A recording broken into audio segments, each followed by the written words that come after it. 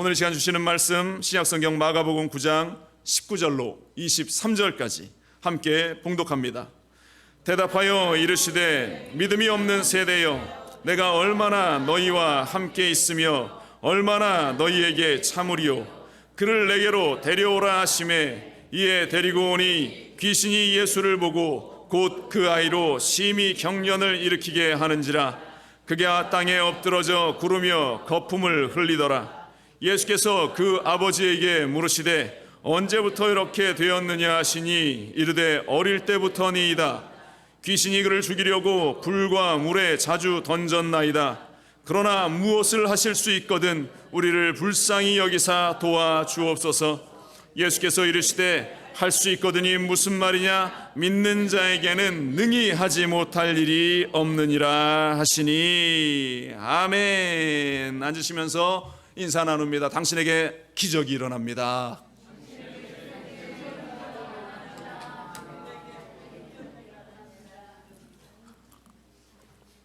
오늘 우리에게 기적이 일어날 줄로 믿습니다. 예비하신 은혜가 우리 가운데 가득 넘쳐나게 될 줄로 믿습니다.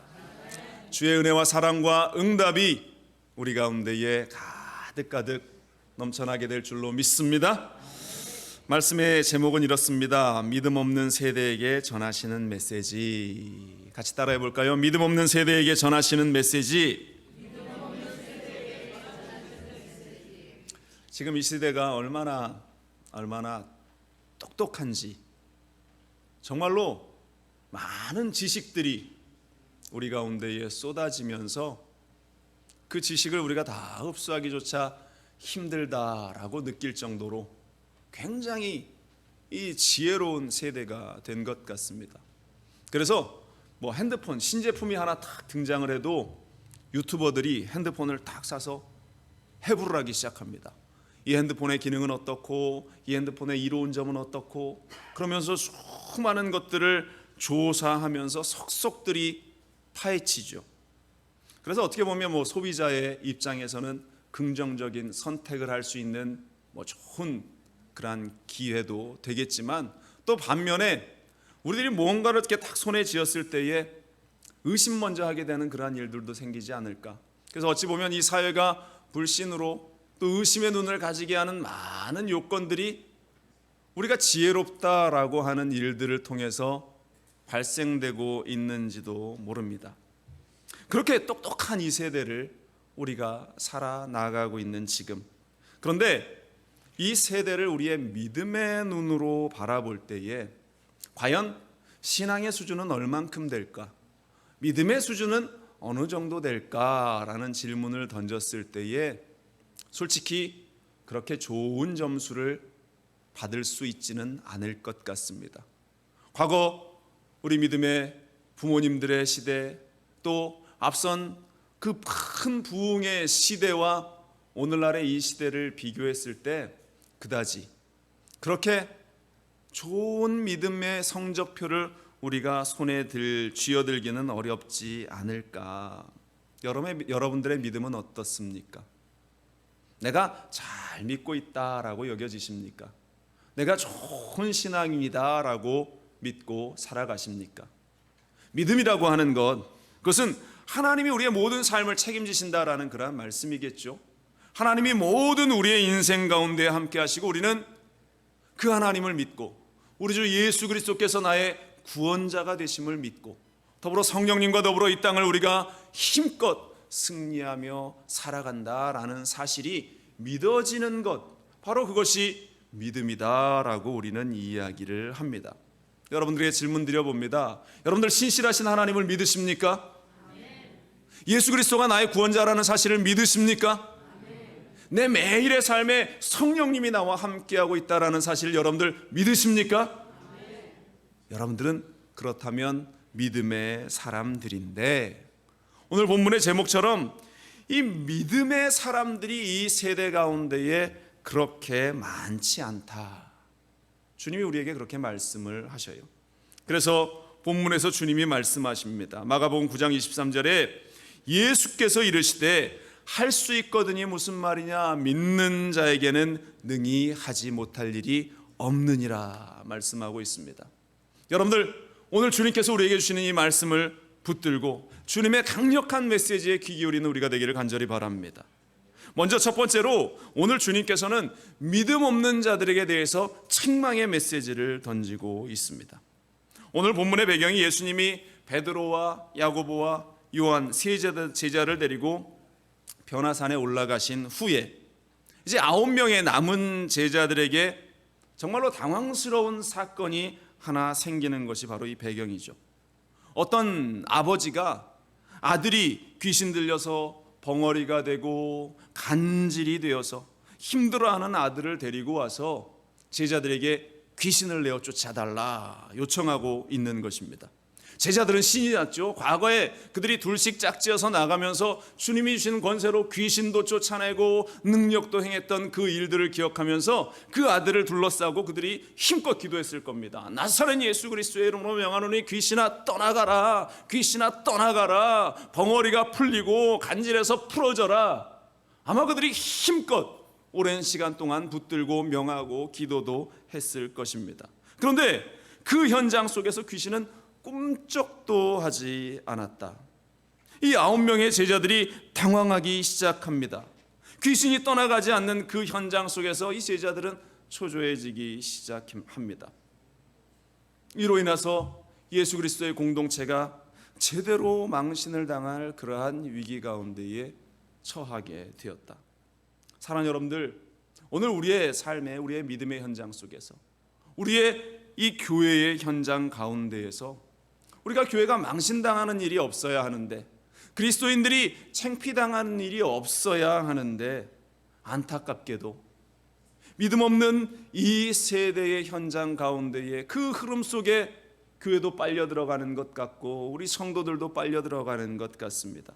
교회가 분열이 일어나고 교회 안에 서로 다툼이 일어나고 세상의 법정으로 가서 고소고발하는 그러한 사건들이 생겨나고, 이러한 일들 때문에 외부에서 바라보는 많은 이들이 교회를 향해서 손가락질하고 조롱하는 일들이 너무나 많이 우리 주위에서 일어나고 있다라는 사실입니다. 여러분들, 우리는 잊지 말아야 합니다. 교회가 어떠한 곳인가? 교회의 공동체가 어떠한 곳인가?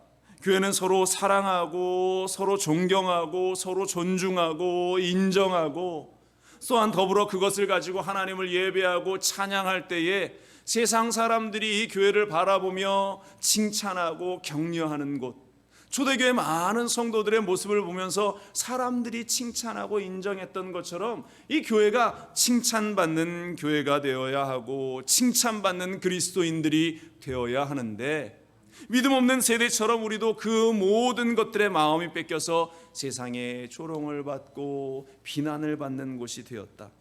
여러분들, 다시금 우리가 믿음을 세워서 조롱받는 곳이 아니라 칭찬을 받는 교회로, 조롱받는 그리스도인이 아니라 칭찬받는 그리스도인들이 되어야 할 줄로 믿습니다. 지금 이 위기의 현장 가운데 예수님께서 산에서 내려오셨습니다. 이 상황을 파악하시면서 제자들의 믿음이 없는 것을 주님이 책망하고 계시는 장면이 오늘 본문이죠. 누가복음 9장 19절에 이렇게 기록됩니다. 대답하여 이르시되 믿음이 없는 세대여, 내가 얼마나 너희와 함께 있으며 얼마나 너희에게 참으리요, 그를 내게로 데려오라 하시매. 믿음 없는 세대여, 이 친구들아, 제자들아, 믿음 없는 자들아, 내가 너희와 이렇게 3년 동안이나 함께하고 있는데 너희가 여전히 믿음 없이 갈피를 못 잡고 흔들리고 있는 것이 말이 되느냐. 주님께서 너무나 안타까운 마음에 지금 제자들에게 그렇게 말씀하시고 그들을 책망하고 있는 것입니다.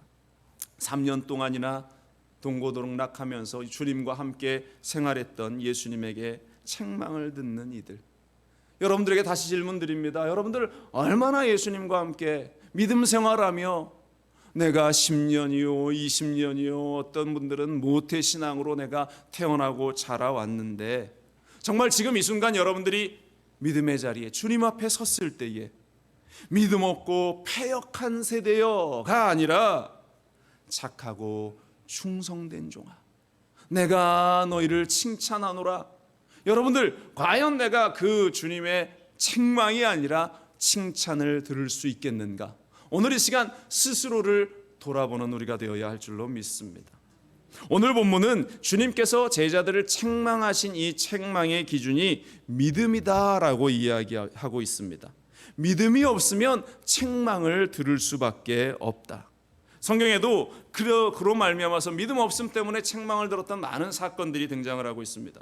예수님이 산상수훈을 제자들에게 가르치실 때, 사람들에게 가르치실 때 세상 가운데 염려하는 많은 사람들을 책망하셨던 장면이 기록되어 있어요. 마태복음 6장 30절로 31절에 오늘 있다가 내일 아궁이에 던져지는 들풀도 하나님이 이렇게 입히시거든 하물며 너희 일까 보냐. 믿음이 작은 자들아, 그러므로 염려하여 이르기를 무엇을 먹을까, 무엇을 마실까, 무엇을 입을까 하지 말라. 염려하지 말아라. 믿음 없는 모습을 보이지 말아라. 주님께서 말씀하셨어요. 또 예수님께서 제자들이 갈릴리 바다 위에서 풍랑을 만나셨을 때에 그들이 우왕좌왕하는 모습을 보면서 믿음 없음을 또 책망하셨습니다. 마태복음 8장 26절로 27절에 예수께서 이르시되 어찌하여 무서워하느냐 믿음이 작은 자들아 하시고 곧 일어나사 바람과 바다를 꾸짖으시니 아주 잔잔하게 되었거늘 그 사람들이 놀랍게 여겨 이르되 이가 어떠한 사람이기에 바람과 바다도 순종하는가 하더라. 무서워하는 이 자들을 믿음이 작은 자들아 책망하셨어요. 또 오병이어의 그 놀라운 기적을 경험한 제자들이 또 다른 길을 떠나면서 떡을 가지고 오지 않았다라고 염려하는 모습을 보면서 예수님께서 또 책망하십니다. 마태복음 16장 8절에 제자들이 서로 논의하여 이르되 우리가 떡을 가져오지 아니하였도다 하거늘 예수께서 하시고 이르시되 믿음이 작은 자들아 어찌 떡이 없으므로 서로 논의하느냐. 지금 제자들과 무리들이 염려하는 예수님께 책망받은 그 포커스, 그 요점이 믿음 없음인데 이들은 무엇 때문에 믿음을 잃어버렸냐? 삶의 염려와 걱정과 근심과 문제거리들, 삶에 다가오는 그러한 모든 환경의 어려움들 앞에서 주님이 보여주시고 알게 하신 그 믿음을 송두리째 다 잃어버렸기 때문에 책망받았다라는 사실입니다. 과연 내가 지금 오늘 이 시대를 살아가고 있는 내가 환경을 바라보면서 두려움을 물리치고 염려를 물리치고 주님 앞에서 온전한 믿음을 나타내 보이고 있는가? 오늘 이 시간 여러분들 스스로의 모습을 다시 한번 깊이 묵상하며 바라볼 수 있기를 간절히 바랍니다. 두 번째로 오늘 성경을 통해서 이 믿음 없음의 책망에 대해서 즉시 알고 회개하는 한 아버지의 모습이 등장을 하고 있습니다. 오늘 본문의 사건을 의뢰하는 아버지와 그 대상자인 아들의 모습이 등장하죠. 아들이 귀신 들려서 간질을 하고 벙어리가 된 것을 고치려고 소문으로 들었던 예수님을 만나기 위해서 찾아왔던 이 아버지. 그런데 제자들을 만나고 고쳐달라고 부탁을 했는데 말씀드린 대로 제자들에게 아무런 능력도 나타나지 않는 이 모습을 보면서 이 아버지는 너무나 실망하고 있었습니다. 그래서 정작 예수님께서 산에서 내려오셨는데 이런 대화가 진행되는 겁니다. 마태복음 9장 21절에 예수께서 그 아버지에게 물으시되 언제부터 이렇게 되었느냐 하시니 이르되 어릴 때부터니이다. 귀신이 그를 죽이려고 불과 물에 자주 던졌나이다. 그러나 무엇을 하실 수 있거든 우리를 불쌍히 여기사 도와주소서. 이렇게 얘기하는데요. 여러분들 이 멘트의 이 말의 뉘앙스를 한번 이렇게 잘 보세요. 아버지가 하는 이 말의 뉘앙스는 거의 체념에 가깝습니다. 그래서 무엇을 하실 수 있거든, 에휴 선생님, 예수님, 당신이 무언가를 하실 수 있다면 내가 앞서 제자들한테 다 부탁해 봤는데 저 친구들이 아무것도 못하더이다. 당신이 무엇을 하실 수 있거든 당신도 한번 해보십시오 라고 하는 그러한 반신반의, 되면 좋고 안 되면 말고 이러한 기대감이 없는 아버지의 모습이 등장하고 있습니다. 신뢰가 없는 것이죠. 이러한 반응 앞에 주님께서 강력한 목소리로 그 아버지에게 말씀하고 있어요. 마가복음 9장 23절에 예수께서 이르시되 할 수 있거든이 무슨 말이냐, 믿는 자에게는 능히 하지 못할 일이 없느니라. 여러분들 예수님께서 지금 말씀하시는 겁니다. 예수님 뭔가 하실 수 있거든 한번 해보세요 라는 아버지의 이 말에 할 수 있거든이 무슨 말이냐, 이 사람아 나를 믿어야지. 할 수 있거든이 무슨 말이냐. 왜 의심하고 왜 염려하고 걱정하느냐. 이 주님의 말씀에 아버지가 정신이 번쩍 난 것 같습니다. 이어서 나오는 마가복음 9장 24절에 곧 그 아이의 아버지가 소리질러 이르되 내가 믿나이다. 나의 믿음 없는 것을 도와주소서 하더라. 이 아버지는 상황을 빨리 캐치한 것 같습니다. 이게 보통 사람이 아니고 보통의 이야기가 아니구나. 제자들과는 다른 힘이 있고 다른 능력이 있구나. 깜짝 놀라서 이 아버지가 예수님에게 그렇게 이야기하고 있는 것이에요. 내가 믿나이다. 내가 믿나이다. 내 믿음 없음을 용서하시고 도와주시옵소서. 사랑하는 여러분들, 우리가 이 땅을 살아갈 때에 우리의 믿음도 이 아버지처럼 빨리 정신을 차려야 하는 것입니다. 내가 반신반의하고 주님께서 기도하는 것에 대해서 응답을 주실지 안 주실지 확신 없이 그냥 주저앉아 있는 그러한 인생이 아니라 우리가 구체적으로 하나님의 응답을 기대하고 확신 있는 믿음을 가지고 기도할 때에 하나님의 응답이 있는 것입니다. 여러분들은 확신 있게 기도하고 있습니까? 믿음을 가지고 기도하고 있습니까? 몇 분 안 되시는 것 같아요. 확신 있게 기도해야 하는 것입니다. 우리가 흔들흔들 거릴 때마다 우리의 기도는 주님 앞에 상달되어지는 것이 아니라 주님께 들려지는 것이 아니라 흩어져 버리는 힘이 없는 기도가 되고 만다라는 것입니다. 우리 하나님께서는 우리의 작은 것까지 아시고 들으시고 우리가 속삭이는 그 한마디조차도 우리 주님께서는 다 알고 듣고 계시는데 우리의 믿음 없음 때문에 응답을 받지 못한다면 이보다 더 억울한 일, 슬픈 일이 어디에 있겠는가. 마태복음 10장 30절 31절은 말합니다. 너희에게 머리털까지 다 세신 바 되었나니 두려워하지 말라. 너희는 많은 참새보다 귀하니라. 하나님께서는 우리의 머리털까지 다 세신 바 되었다. 우리의 머리털 숫자까지 다 알고 계신다는 것입니다. 자신의 머리털 숫자 아시는 분 있으십니까? 내 머리털은 23,600 몇십 개입니다. 그런데 또 자고 일어나서 머리 한번 감으면 한 주먹씩 빠지는 이 머리털을 제하고 또 그 머리털을 다 셀 수 있겠어요? 그러나 우리 하나님께서는 그 세밀한 것까지, 우리의 가장 세밀한 부분까지 다 아시고 우리가 읊조리고 속삭이는 그 모든 것까지 다 들으시고 있다라는 사실입니다. 지난 주간에 저희 교회 한 달 전쯤에 새벽 예배 오셔서 알래스카로 개척을 위해서 가시는 한 선교사님이 오셔서 말씀을 전하셨어요. 김원일 목사님. 새벽 예배 때 오신 분들은 아시는데 이제 한 달 알래스카에서 사역을 준비하시고 다시 시카고를 경유하셔서 이제 한국에 들어가셨다가 비자가 완료되면 다시 이제 알래스카에 가서 알래스카 페어뱅스라는 곳에 가서 이제 교회 개척을 하면서 교회를 세워 나갈 것인데 잠깐 들렸다 가시면서 이제 저하고 이런저런 이야기를 나누면서 교제의 시간을 가졌는데 그분이 이런 이야기를 하시는 겁니다. 정 목사님, 제가 한국에 있을 때 이제 여의도 순복음교회 사역을 한 15년쯤 되니까 하나님께서 마음을 주셔서 이제 여의도 순복음교회 사역을 정리하고 이제 개척을 해야 되겠다라는 이러한 마음을 주셔서 늘 개척해야지 이렇게 노래를 불렀답니다. 그런데 하나님께서 그 기도를 들으셨는지 한국 땅이 아니지만 이제 알래스카 그 추운 땅에 가서 또 하나님께서 개척하게 하시네요. 저한테 이렇게 얘기하는 거예요.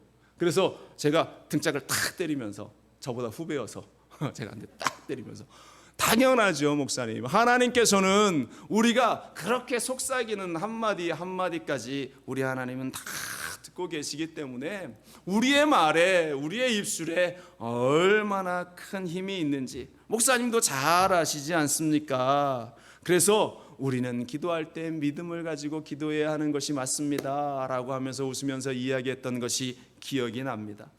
지금 이 순간 우리 주님께서 말씀하셔요. 할 수 있거든요. 무슨 말이냐. 하나님 내 삶이 지금 힘들어요. 이것을 하나님께서 바꾸어 주실 수 있을까요? 혹여 우리가 지금 이렇게 기도하고 있다면 우리 주님께서 이놈아 정신을 차려라. 할 수 있거든요. 무슨 말이냐. 할 수 있거든요. 무슨 말이냐. 하나님께서 지금 우리에게 말씀하시는 줄로 믿습니다. 여러분들, 이 아버지처럼 우린 정신을 바짝 차려야 되는 것입니다. 그래서 그래요 주님, 내 믿음 없음을 용서하시고 나에게 믿음을 허락하여 주옵소서. 나에게 믿음을 허락하여 주옵소서. 믿음 없음을 회개하면 주님께서 들으시고 주님 앞으로 나아가는 우리에게 놀라운 기적의 역사를 허락해 주실 줄로 믿습니다. 그래서 오늘 본문을 통해서 우리가 보게 되는 세 번째 주제는 바로 이것입니다. 믿음을 회복한 세대에게만 기적을 보여주신다라는 것입니다. 같이 따라해 볼까요? 믿음을 회복한 세대에게만 기적을 보여주시는 주님. 믿음을 회복해야만 우리가 주님의 기적을 볼 수 있다라는 것입니다. 아버지의 처음 기도를 한번 보세요. 마가복음 9장 22절에 귀신이 그를 죽이려고 불과 물에 자주 던졌나이다. 그러나 무엇을 하실 수 있거든 우리를 불쌍히 여기사 도와주옵소서. 처량한 목소리로, 다 기운 빠진 목소리로 무엇을 하실 수 있거든 우리를 도와주십시오라고 이야기하는, 체념하듯 이야기하는 이 아버지. 그의 믿음의 시작은 어찌 보면 막연한 기대, 또 때로는 희망을 잃어버린 그러한 모습 같습니다. 그러나 그럼에도 막연하게라도 시작된 이 기대와 소망과 또한 이 간구함을 통해서 그 믿음이 시작되어지기 시작했다, 믿음이 싹트기 시작했다라는 것을 보게 됩니다. 그리고 그 위에서 이것이 확신 있는 믿음이 되고 확신 있는 그러한 기도가 되기 위해서는 두 가지가 필요한데요. 하나는 주님의 말씀을 듣는 것이고, 더불어서 우리가 그 말씀을 붙들고 기도하는 것에 있다. 주님께서 하실 수 있습니다. 주님께서 이루실 수 있습니다. 주님의 음성에 귀 기울이면서 우리가 기도하고 주님의 말씀에 아멘 아멘 하면서 반응하는 것, 그것이 24절에 등장하는 아버지의 외침입니다. 곧 그 아이의 아버지가 소리질러 이르되 내가 믿나이다, 내가 믿나이다, 나의 믿음 없는 것을 도와주소서. 여러분들 주님 앞에 이렇게 기도할 수 있기를 간절히 축원을 드립니다. 나의 믿음 없는 것을 도와주시고 믿음이 회복되어지게 하여 주옵소서. 내 믿음이 회복되어서 주님께 기도하는 것이 응답되어지고 주님이 원하시는 일들을 이루어갈 수 있는 우리가 될 수 있도록 주여 도와주시옵소서. 작년 10월에 우리 금요 성령대망의 시간에 케냐에서 사역하시는 안찬호 선교사님이 우리 교회 오셔서 또 말씀을 전해주시고 간증하셨던 그러한 일이 있어요. 이 안찬호 선교사님이 감리교회 선교사님이신데 굉장히 멋진 분이십니다. 나이가 70이 넘었는데 이분이 한국에서 선교사들에게 주는 아펜젤러 선교 대상이라는 선교 대상도 받으시고, 전체 한인 선교사들에게 주는 그러한 세계 한인 선교 대상을 수상하신 그러한 선교사님이에요. 우리 교회 같이 작은 교회에도 오셔서 우리 말씀을 전해주시면서 은혜를 많이 나누셨던 기억이 나는데요. 이 선교사님의 그 간증 가운데 이런 것이 있었어요. 처음 이 케냐 마사이족을 사역하러 가기 위해서 가신, 지금 마사이 현지에서 대족장이 되셔서 대추장이 되셔서 그 모든 마사이족을 다스려 나가면서 선교하시는 그 선교사님인데, 처음 신학교를 졸업했을 때 나이가 40살이었습니다. 그런데 하나님이 뜬금없이 이분에게 아프리카 케냐 마사이족을 선교하기 위해서 그곳으로 가라 명령하십니다. 순종합니다. 성격이 불같은 성격이어서 그냥 앞으로 달려나가시는 분이에요. 아프리카에 케냐에 내려서 어떻게 선교해야 할까 막 고민을 하는데, 한 사람 제레미야라는 이름을 가진 전도사가 선교사님 앞에 나타났어요. 만나게 됐습니다. 그러면서 이 전도사가 하는 이야기가 자신들이 한 달을 기도했다는 겁니다. 하나님, 선교사를 보내주셔서 전 마사이족을 선교할 수 있도록 선교사를 하나님 보내주시옵소서 기도했대요. 근데 이 안찬호 선교사님을 만난 겁니다. 무릎을 탁 치면서 당신이 그곳에 갈 선교사입니다. 이 안찬호 선교사는 아무런 정보가 없었어요. 그 선교지가 어딥니까? 물었더니 아주 위험한 곳입니다. 나를 따라오십시오 그러더래요. 위험한 곳이요? 그때는 정신도 없으니까 아프리카에 내리자마자 자신을 따라오라니까 또 하나님의 음성이구나 라고 생각해서 따라갑니다. 한 7시간을 정처 없이 걸어갔답니다. 그 사막 한가운데를 계속 걸어가고 또 걸어가서 한 지점에 달았는데 이 제레미야라는 선교사가 갑자기 발을 딱 멈추더니 이제는 나는 더 이상 못 갑니다. 이후에는 너무 위험한 곳이어서 나는 못 가고 당신 혼자 저기로 가셔야 됩니다. 그러고 나서 자기는 휑하니 도망가 버리더래요. 사라져 버렸습니다. 이 선교사님 혼자 낭패가 이 옷 갈 수도 없고 올 수도 없고 길도 모르고 우왕좌왕 그 자리에 이렇게 서 있는데, 여러분들 다큐멘터리 같은 데서 보시지 않았습니까? 사자 투구 같은 거 이런 막 쓰고 원주민들, 창을 든 원주민들 7명이 후다다다닥 하면서 갑자기 어디에서 나타났는지 이 선교사님 주변을 에워싸더랍니다. 깜짝 놀랐어요. 어떻게 해야 되나?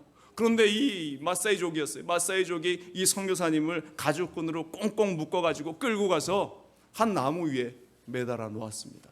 그러면서 이제 고문 아닌 고문을 시작하는 거예요. 창으로 옆구리를 슬쩍 한번 푹 찌르면서 뭔가로 질문을 하는데, 이 선교사님이 하나님이 갑자기 그를 보내셨기 때문에 뭐 마사이족 언어를 배운 것도 아니고 영어도 뭐 잘 못하고 뭐 언어가 소통이 전혀 안 되는 그러한 상황이었습니다.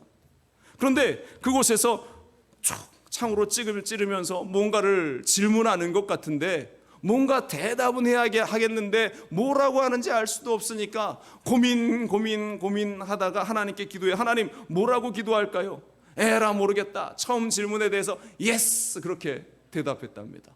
그런데 자기네들끼리 웅성웅성하면서 또 툭툭 찌르면서 또 다른 질문을, 두 번째 질문을 던지는 겁니다. 그런데 여전히 뭐 그 질문의 뜻을 알 수도 없고 이 화가 나기 시작하는 거예요. 이분이 이제 특전사 출신이니까 혈기가 대단해요. 화가 막 치밀어 올라서 묶여 있어서 뭐 아무것도 할 수 없고, 그래서 자신을 괴롭히지 말라는 의미를 자신은 담아서 너 그렇게 또 강하게 이야기를 했답니다. 얘네들이 그런데 또 깜짝 놀랐대요. 그러면서 또 웅성웅성하면서 뭔가 이야기라는 것처럼 대화를 하다가 세 번째 질문을 던지는데 뭐 여전히 알 수가 없죠.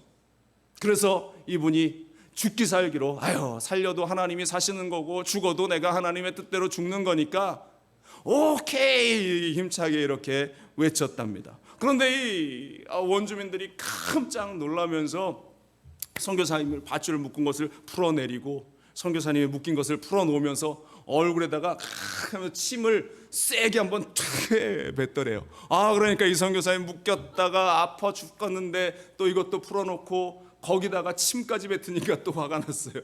그래서 이 선교사님도 이 침을 콕 모아가지고 얼굴에 그 추장같이 생긴 사람 얼굴에 침을 탁 뱉었답니다.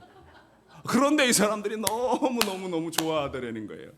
좋아하면서 이 안찬호 선교사님을 들쳐업고 와 이렇게 하면서 이 자신들이 만든 그 소똥으로 만든 그 움막 안에 이 선교사님을 데리고 가더래요.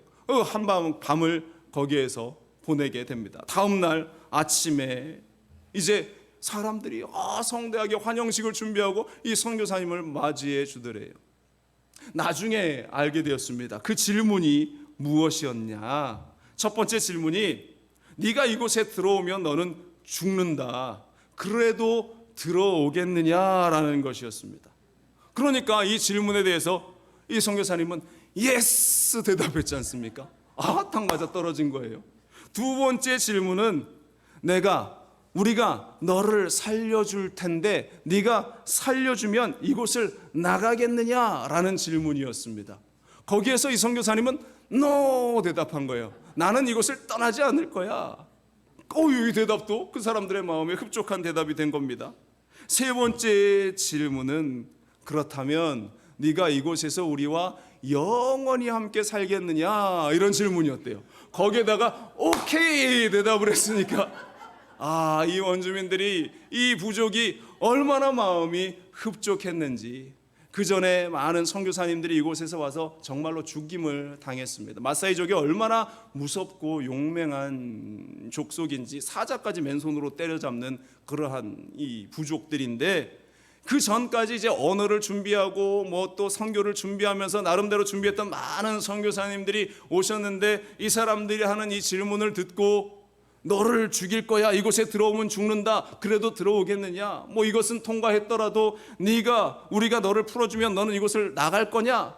뭐 그런 질문에 또 다 죽고 영원히 여기서 살 거냐라는 질문에 사람들이 주저주저 하다가 다 죽임을 당했는데 아무 뜻도 모르고 yes, no, okay 한마디 한 이 선교사님은 살아나서 지금 그곳에서 얼마나 풍성한 삶을, 이 선교의 사역을 펼쳐나가시는지, 그리고 부족들이 이 안창호 선교사님을 추장으로 추대해서 이 마사이족 대추장이 됐어요. 대추장이라고 하는 것은 추장들 중에 가장 대표 추장이 되는 것입니다. 그래서 지금까지 은퇴하기 전까지 계속 그 대추장으로서 그들을 어우르고 다스려 나가고 복음을 전하시고 있는 그 일을 지금 이루어 나가시는데, 선교사님이 자신의 책 들어쓰시면서 이렇게 고백을 하고 있어요.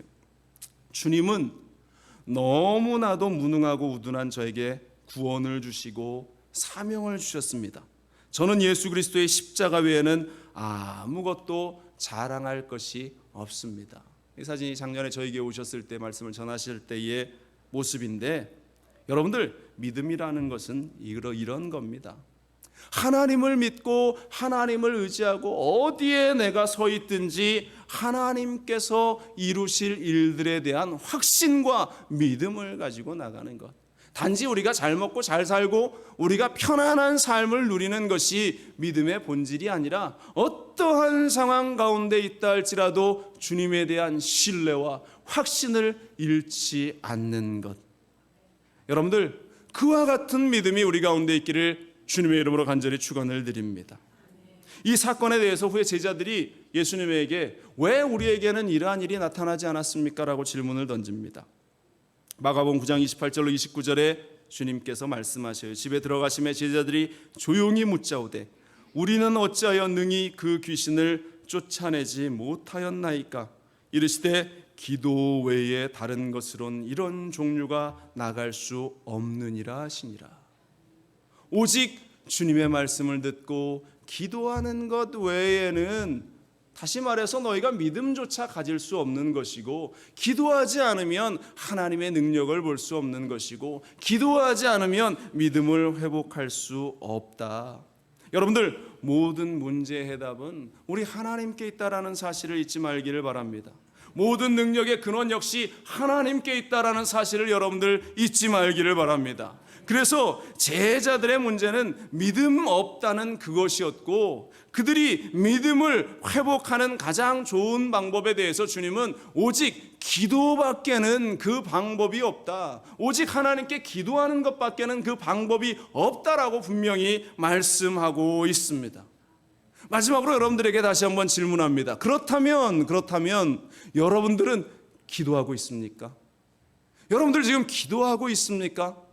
오늘날 이 시대의 상황 속에서 우리가 힘들다라고 이야기합니다. 날마다 치솟는 그 물가의 현실을 보면서, 경제의 어려움도 보면서, 우리 육신의 연약함, 노쇠져가는 이 일들을 우리가 보면서 과연 내가 기도하고 있는가? 죽을 일만 쌓여나가고 있는 요즘 이 세상 가운데에 도대체 무슨 빽이 있다고 여러분들은 기도를 하지 않으십니까?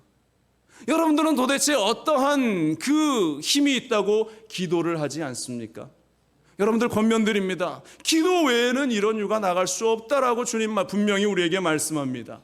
기도 외에는 다른 방법이 없다라고 우리에게 말씀하십니다. 주님의 말씀이 우리 가운데 들려졌으면 우리의 몸을 움직여서 우리는 그 기도의 자리로 달려나가야 하는 것입니다. 새벽에 기도하고, 우리가 살아가면서 기도하고, 우리가 틈만 나면 주님께 기도하며 나아가는 일, 여러분들, 그 일이 우리에게 절실한 시대, 바로 그것이 오늘 지금 우리의 시대라는 사실을 잊지 말기를 간절히 축원을 드립니다. 우리 하나님께서 감당하지 못할 일 없습니다. 지난 3년도 우리는 힘껏 이겨왔습니다. 코로나라는 경험해보지 못했던 그 일들을 우리가 이겨내고 버텨왔고, 그것이 내 힘으로 된 일이 아니라 하나님께서 하신 일임을 우리는 너무나 잘 아는데 여전히 우리는 기도하지 않습니다. 어찌 하다 보면 사라지겠지.